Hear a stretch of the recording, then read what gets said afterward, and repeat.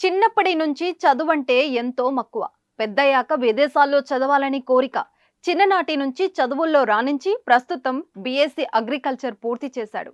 రష్యాకు వెళ్లి ఉన్నత చదువులు చదవాలని ఆశపడ్డాడు. కానీ పేదరికం అడ్డు వచ్చింది. చదువుకునేందుకు అప్పు కోసం ప్రయత్నించినా కానీ ఎక్కడా అప్పు పుట్టలేదు. దీంతో మనస్తాపానికి గురైన ఆ యువకుడు ఆత్మహత్య చేసుకున్న ఘటన నల్గొండ జిల్లాలో చోటు చేసుకుంది.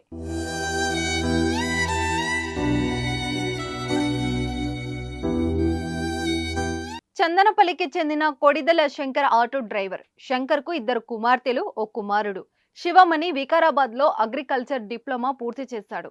3 నెలలుగా శంకర్పల్లిలోనే ఉంటూ సమీపంలోని వ్యవసాయ సంబంధిత పరిశ్రమలో పనిచేస్తున్నాడు.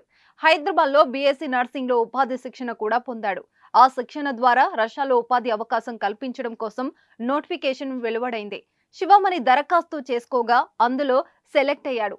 శిక్షణతో పాటు వీసాకు 3.5 లక్షల నుంచి 4 లక్షల వరకు అవసరపడ్డాయి.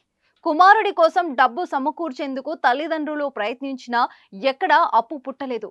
6 రోజుల క్రితం శివమణి సొంతూరొచ్చాడు. తండ్రి శంకర్ డబ్బుల కోసం 4 రోజులుగా ప్రయత్నం చేసినా ఎక్కడా అప్పు పుట్టలేదు. 6 నెలల క్రితం కూడా రష్యాలో బీఎస్సీ నర్సింగ్ చేసేందుకు శివమణి ప్రయత్నించగా సీటు లభించింది. ఆ సమయంలోనూ డబ్బులు అందకపోవడంతో వెళ్ళలేకపోయాడు. ఇలా 2 సార్లు విఫలమవటంతో మనోవేదనకు గురైన శివమణి శుక్రవారం ఇంట్లో నుంచి బయటికి వెళ్లాడు. నల్గొండ శ్రీరాంపురం మధ్యలో ఐటీ టవర్స్ వద్ద గూడ్స్ రైలుకు ఎదురుగా వెళ్లి ఆత్మహత్య చేసుకున్నాడు.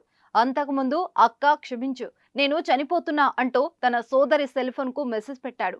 ఆత్మహత్య చేసుకుంటున్న లొకేషన్ ను షేర్ చేశాడు.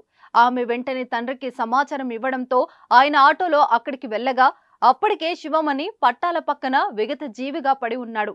కుమారుడి మృతితో తల్లిదండ్రులు కన్నీరు మున్నీరుగా విలపించారు.